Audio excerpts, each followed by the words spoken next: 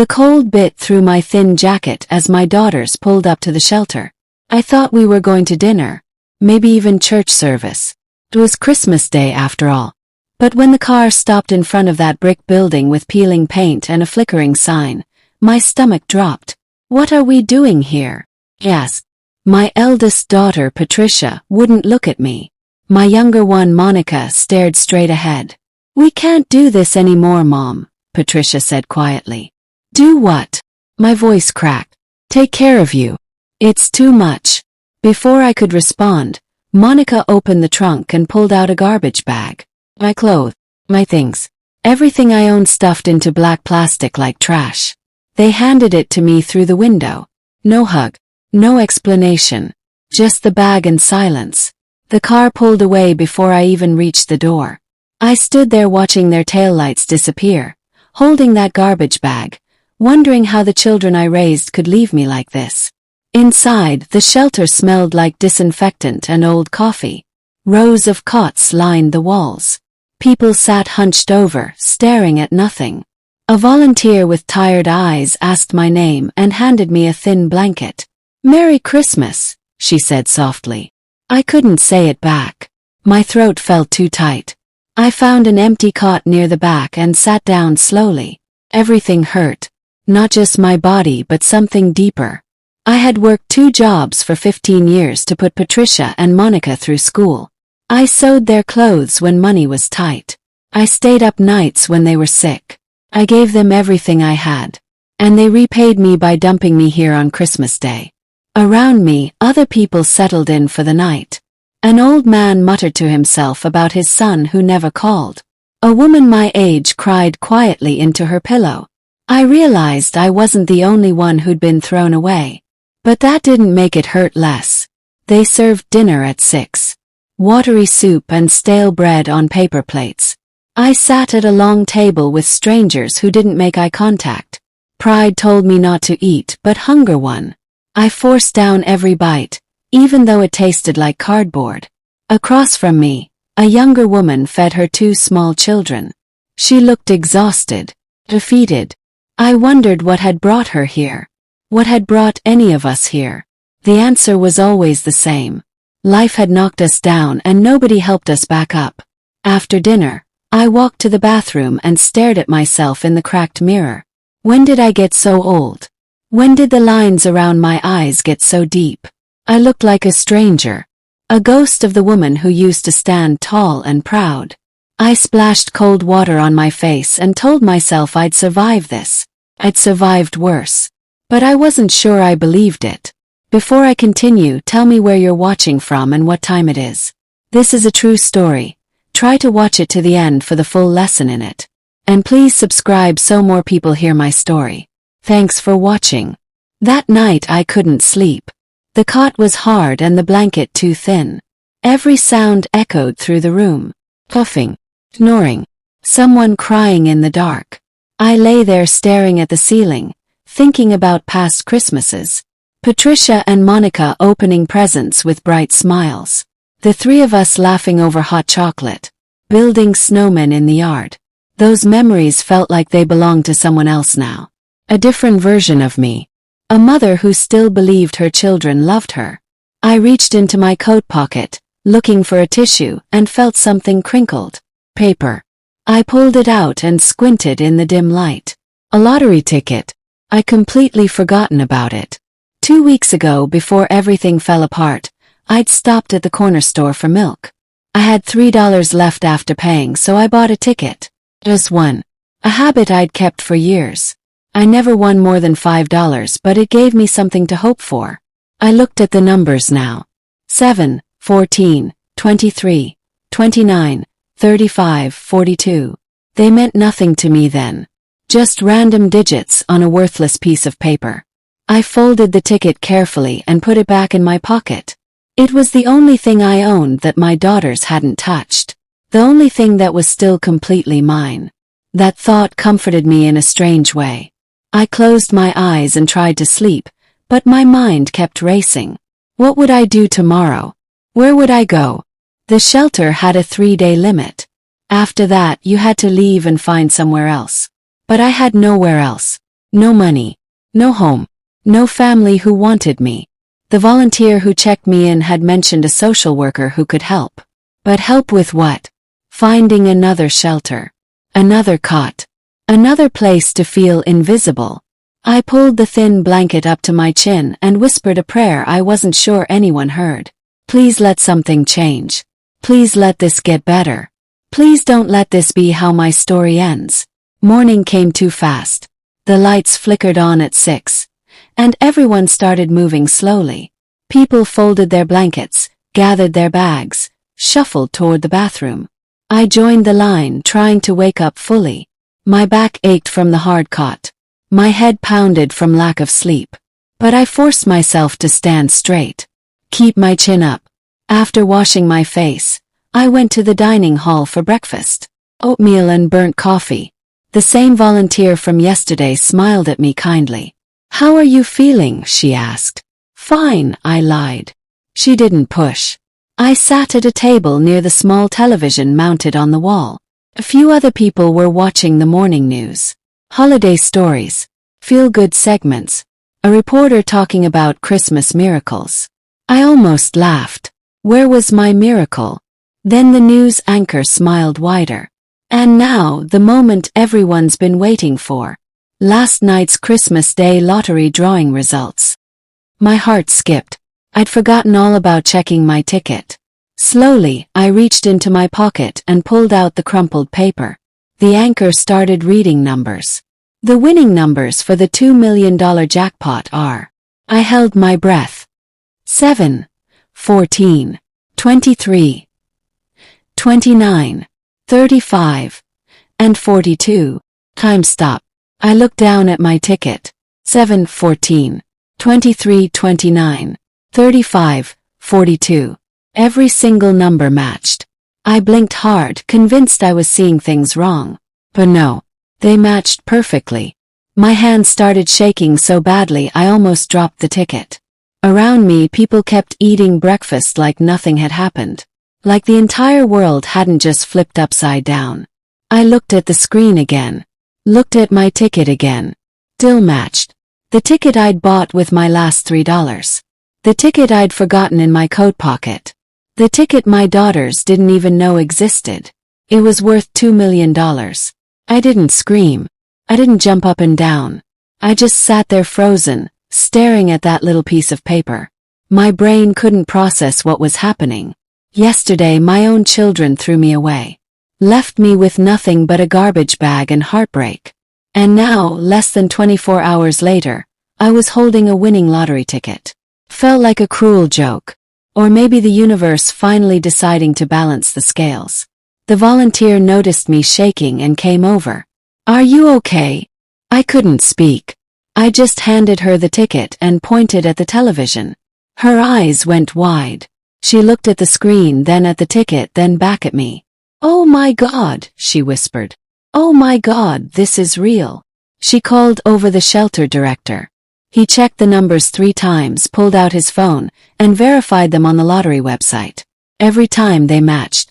The people around us started gathering, curious about the commotion. Word spread fast. Within minutes, everyone in the shelter knew. They started clapping. Some people hugged me. Others cried happy tears. A man I'd never spoken to shook my hand and called me blessed. The shelter director helped me call the lottery office. My fingers trembled so badly I could barely hold the phone. A woman on the other end asked me to read the numbers slowly. I did. She put me on hold. Those 3 minutes felt like 3 hours. When she came back, her voice was excited. "Congratulations. You're our Christmas Day winner. You'll need to come down to our office for verification and to claim your prize." I thanked her and hung up. The reality started sinking in. I wasn't homeless anymore. I wasn't helpless. I wasn't the burden my daughters made me feel like. I was a millionaire. The shelter director offered to drive me to the lottery office. I accepted gratefully. Before we left, I looked around at all the faces staring at me. These strangers were happier for my good fortune than my own family had ever been. The lottery office was downtown. When we arrived, there were already news vans parked outside. Somehow word had spread that the Christmas winner was coming to claim the prize.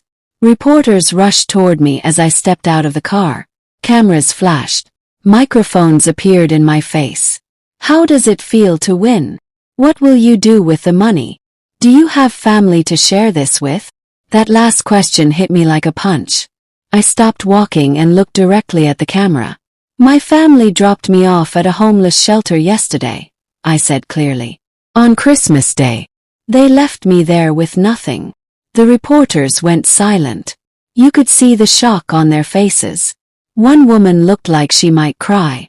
So no, I continued. I don't have family to share this with. But I have myself. And right now that's enough. The questions started again, but the shelter director gently guided me inside. As we walked through the doors, I knew my words would be on every news channel by noon. Inside the lottery office they treated me like royalty. Comfortable chairs, a coffee. A representative walked me through all the paperwork step by step. I had to verify my identity, sign forms, choose between a lump sum or annual payments. Chose the lump sum. After taxes, it would be about $1.5 million. More money than I'd ever dreamed of having. They took my picture holding a giant check. I didn't smile much. People kept asking why I wasn't happier. I told them I was still processing everything. But the truth was, I kept thinking about Patricia and Monica. Were they watching the news right now? Had they seen my face on their television screen? Did they realize what they'd thrown away? The representative said the money would be in my account within 48 hours. Until then, the lottery office arranged for me to stay at a nice hotel. A real bed, hot shower, room service. I thanked everyone and left through the back entrance to avoid more cameras. But I knew there was no avoiding what came next. By evening my story was everywhere. The shelter director called to tell me I was trending on social media. Local news channels ran my story every hour. Grandmother abandoned at shelter wins lottery jackpot. Christmas miracle for woman left behind by family. From homeless to millionaire overnight. My face was on every screen.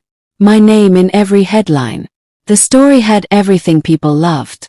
Betrayal, injustice, redemption. And my daughters were at the center of it all. The news didn't use their names, but it didn't matter. Everyone in our neighborhood would know. Their friends would know. Their co-workers would know. The whole city would know what they'd done.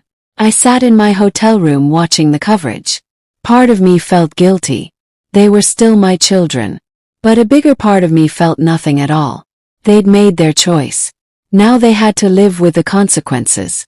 My phone rang. A number I didn't recognize. I let it go to voicemail. It rang again. Different number. Again. And again. I turned it off. I wasn't ready to talk to anyone yet. That night I took the longest, hottest shower of my life. I stood under the water until it ran cold, washing away the shelter smell and the heartbreak. When I finally got out, I wrapped myself in the hotel's soft robe and sat by the window. The city lights sparkled below. Families were probably finishing Christmas dinner, opening last presents, enjoying their time together. I should have felt lonely, but instead I felt free. For the first time in years, I didn't owe anyone anything. I didn't have to prove my worth.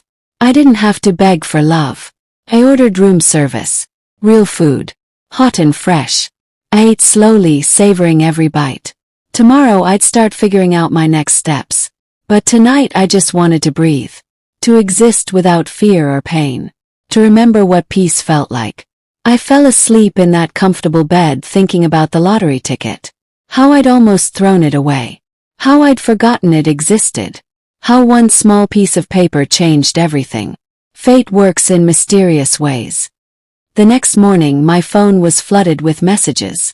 I turned it back on to check the time and notifications poured in. Texts from old friends I hadn't heard from in years. Calls from distant relatives. Even a message from my cousin in another state. Everyone suddenly remembered I existed. None of them had reached out when I needed help. When I was struggling to pay rent. When I was eating one meal a day to save money. When my daughters started treating me like a burden. But now that I had money, they all wanted to reconnect. I deleted most of the messages without reading them. There were 3 missed calls from Patricia and 5 from Monica. No voicemails, just calls. I stared at their names on my screen. Part of me wanted to answer, to hear them apologize, to feel like maybe they really did care. But I knew better. They weren't calling because they missed me. They were calling because they'd seen the news. Because their mother was suddenly worth $2 million. I turned off my phone again and got dressed. The lottery office called my hotel room. The money was ready. They'd expedited the transfer given all the media attention. I could access my account immediately. I sat on the edge of the bed, staring at my phone screen. My bank app showed a balance I couldn't fully comprehend. $1.5 million. It didn't feel real. I kept refreshing the page, expecting it to disappear. But it stayed. That money represented more than wealth. It represented freedom, security, power, the ability to never depend on anyone again. My first decision was easy. I went back to the shelter. Not as a resident this time, but as a donor. The director's face lit up when he saw me. I want to help, I told him. Whatever you need. Better beds, more food, heat for the whole winter. Tell me what would make the biggest difference. He almost cried. We sat in his small office, and he showed me the shelter's budget. How they struggled every month. How they had to turn people away because they didn't have enough space. I wrote a check that would cover 6 months of operating costs. Then I wrote another for building renovations. The staff gathered to thank me. The same volunteers who'd given me blankets and food and kindness when I had nothing. I hugged each one. You saved my life, I told them. Now let me help save others. I spent the afternoon meeting residents, listening to their stories. A veteran who lost his apartment. A young mother escaping abuse. An elderly man whose pension wasn't enough to cover rent. Each person had been forgotten by someone. Left behind by a system that didn't care.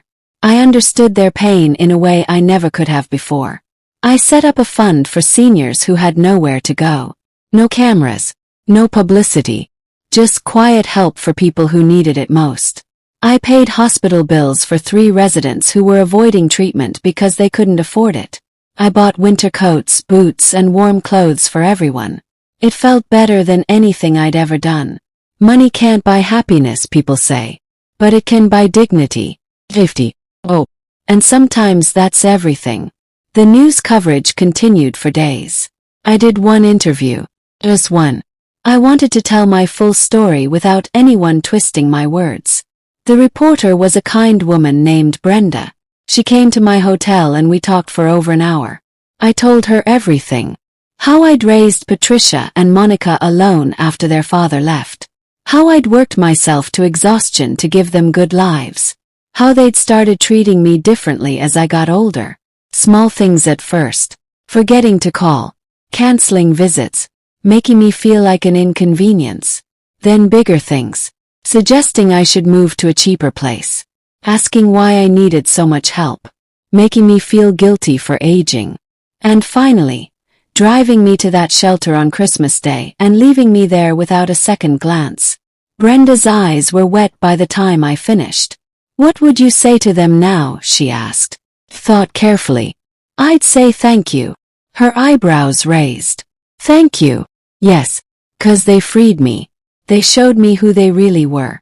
And now I can move forward without wondering if they ever really loved me. I already know the answer. The interview aired 2 days later. Within an hour it had 1 million views online. People commented by the thousands. Some shared their own stories of family betrayal. Others praised me for my grace. A few criticized me for speaking publicly. I didn't read most of them. Public opinion didn't matter to me. Only the truth mattered.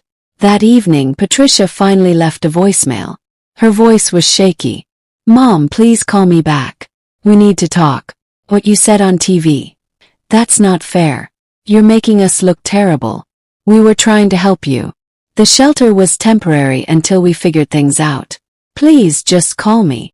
I listened to it 3 times. Each word felt hollow, rehearsed. She wasn't sorry for abandoning me. She was sorry people found out. Monica's voicemail came next. Similar message. Different excuses. They both wanted to explain. Justify. To make themselves feel better about what they'd done. But I didn't need their explanations. Their actions had already spoken loud enough. I saved both voicemails. Not to listen to again, but as evidence of who they really were when the world was watching. I bought a small house on the edge of town. Nothing fancy. Just 2 bedrooms, a nice kitchen, and a porch with a view of the mountains. It was mine. Completely mine. No landlord. No one to answer to. I furnished it simply but comfortably. Every choice I made was for me. Nobody else's opinion mattered. For the first time in my life, I could breathe without worrying about money. I could eat without rationing. I could exist without fear. Neighbors welcomed me kindly. None of them knew my story. They just saw an older woman who smiled and waved, who tended her small garden and kept to herself. That anonymity felt precious. I started volunteering at the shelter 3 days a week, serving meals, organizing donations, listening to people who needed someone to care. Kept me grounded, reminded me where I'd come from. Several residents asked about my daughters. They'd seen the news. I told them the truth. Sometimes the people who are supposed to love you the most hurt you the worst. But you survive anyway. And you build something better. They understood. We all carried similar scars. Winter turned to spring. 6 months had passed since that Christmas day. I'd settled into my new life. Quiet, peaceful, meaningful. I spent my money carefully, helping others, securing my future, living comfortably but not wastefully. Patricia and Monica had stopped calling after the first month. I never responded to any of their messages, and eventually they gave up. Or maybe they just moved on. I heard through mutual acquaintances that they'd struggled with the public backlash. Patricia lost friends. Monica's husband left her. Their reputations in the community were destroyed. Part of me felt sad about that. They were still my daughters. I'd carried them, raised them, loved them. But another part of me felt nothing at all. They'd made their choices. Actions have consequences. The universe has a way of balancing things out. I didn't wish them harm. But I didn't wish them well either. I simply wished them out of my thoughts. Some relationships can't be repaired. Some betrayals cut too deep. And that's okay. Not every story gets a happy reconciliation. Sometimes peace means walking away and never looking back.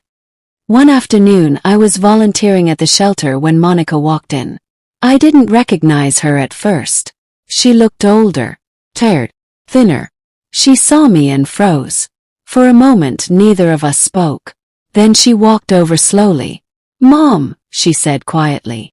I kept folding blankets. Didn't look up. "I'm sorry," she continued, "for everything. I know you probably don't believe me, but I am." I finally met her eyes. "Why are you here, Monica?" We lost everything. Patricia and I. After what happened, people turned on us. I lost my job, my apartment. I didn't know where else to go. She gestured around the shelter. I ended up here. The irony wasn't lost on me. My daughter was now standing in the same shelter where she'd abandoned me. Life had come full circle. "I'm not asking for money," she said quickly. "I just wanted you to know I'm sorry. And that I understand now. I understand what we did to you." I nodded slowly. "I believe you understand. But understanding and being sorry aren't the same thing.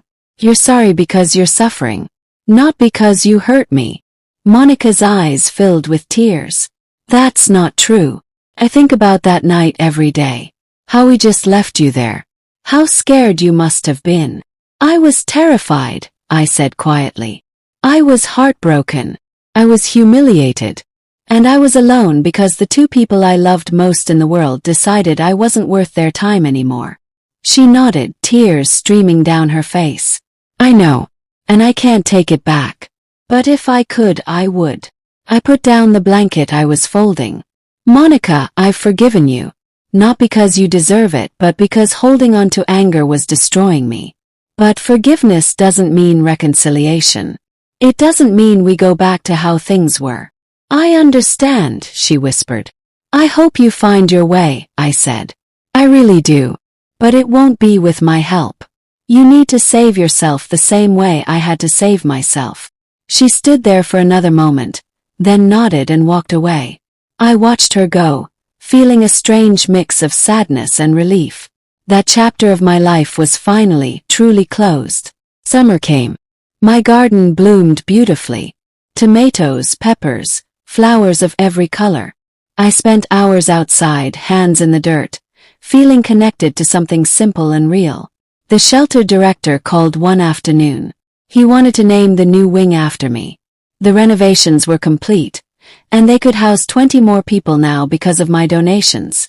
I told him to name it after his volunteers instead. They were the real heroes. My story made headlines again briefly when the local paper did a follow-up piece. Where is she now? The lottery winner who was abandoned. The reporter tracked me down and asked for an interview. Politely declined. My story wasn't about fame or attention. It was about survival and dignity. About rebuilding after betrayal. About choosing to help others instead of becoming bitter. I didn't need the world to know where I was or what I was doing. I just needed to know it myself. And I did. Every morning I woke up grateful. Not for the money, though it certainly helped. But for the lesson. For the strength I found when I had nothing left. For the reminder that sometimes the worst moments lead to the best transformations. That Christmas, exactly 1 year after everything changed, I hosted dinner at the shelter. Turkey, ham, all the sides, fresh-baked pies. I wanted everyone to have a real meal. A real celebration. The dining hall was packed. Families, individuals, people from all walks of life brought together by circumstance and struggle. We ate together, shared stories, laughed. Some people cried remembering Christmases past. I held their hands and reminded them that tomorrow could be different. That life surprises us in unexpected ways. As I looked around that room, I realized something important. My daughters had thought they were throwing me away. But really they'd set me free. Free from obligation to people who didn't value me. Free from the burden of seeking their approval. Free to discover who I was beyond being someone's mother. I'd lost my family but gained my dignity. I'd lost my home but found my purpose. I'd lost everything and somehow ended up with more than I'd ever had. That's the real miracle. Not the lottery ticket. Not the money. But the strength to turn betrayal into transformation. To choose kindness when the world chose cruelty. To survive when survival felt impossible. Now, as I approach another Christmas, I live my life on my own terms. I help people who need it. I tend my garden. Volunteer. I read books and drink coffee on my porch and watch the sunset paint the mountains gold. Sometimes I think about Patricia and Monica. Wonder if they're okay. Wonder if they ever truly understood what they did. But mostly I don't think about them at all. They're part of my past, not my present. This life I've built is mine alone. Every choice, every moment, every breath. Nobody can take it from me because nobody gave it to me. I earned it through survival. People ask if I ever get lonely. I tell them there's a difference between being alone and being lonely. Alone is peaceful when you're surrounded by people who made you feel small. My story went viral because people understood the pain of betrayal. But I hope they also understand the power of resilience. Life will knock you down. People will disappoint you. Sometimes the ones closest to you will hurt you worst. But you can survive it. You can rebuild. You can thrive. That garbage bag my daughters handed me held more than clothes. It held the end of one life and the beginning of another. And I wouldn't change a single thing. What would you have done if your own children abandoned you like this? How would you have handled winning the lottery the very next day? Share your thoughts in the comments below. Don't forget to subscribe, like, and share this story with others who need to hear it.